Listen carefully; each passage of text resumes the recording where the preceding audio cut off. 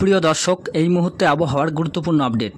আসুন দেখে নেব বাংলার কোন কোন জেলায় হবে বজ্রবিদ্যুৎ সহ প্রবল ঝড় বৃষ্টি, কোথায় কোথায় রয়েছে কালবৈশাখী ঝড়ের আশঙ্কা। পাশাপাশি দেখে নেব আজ কোথায় কোথায় রয়েছে তাপপ্রবাহের সতর্কতা। বিস্তারিত জানতে অবশ্যই ভিডিওটি শেষ পর্যন্ত দেখতে থাকুন এবং আপনার জেলার লেটেস্ট আবহাওয়ার খবরগুলি জানতে আমাদের ইউটিউব চ্যানেলটিকে সাবস্ক্রাইব করুন। রাজ্যে শুরু হবে প্রবল তাপপ্রবাহ, দিন কয়েকের মধ্যে বাড়বে বীভৎস গরম। উত্তর পশ্চিম ভারতের প্রতিনিয়ত বৈচিত্র্যময় আবহাওয়া বিরাজ করছে।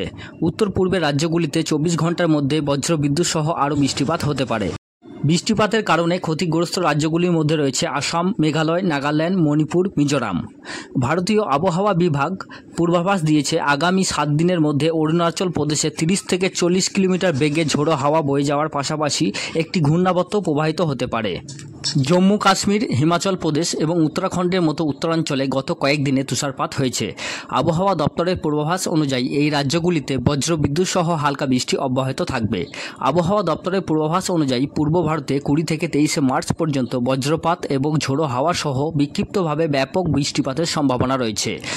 আজ আবহাওয়ার বড় কোনো পরিবর্তন হবে না। উড়িষ্যা সহ একাধিক জায়গায় তাপমাত্রা বাড়তে শুরু করেছে। আইএমডি আগামীকাল 18 মার্চ পর্যন্ত উড়িষ্যার অভ্যন্তরে তীব্র তাপপ্রবাহের পূর্বাভাস দিয়েছে। এছাড়া 17 মার্চ ঝাড়খণ্ড, গাঙ্গেয় পশ্চিমবঙ্গ, বিদর্ভ এবং উত্তর তেলেঙ্গানায় তাপপ্রবাহের সম্ভাবনা রয়েছে।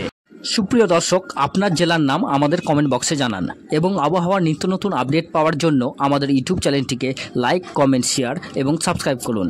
ভালো থাকবেন, সুস্থ থাকবেন।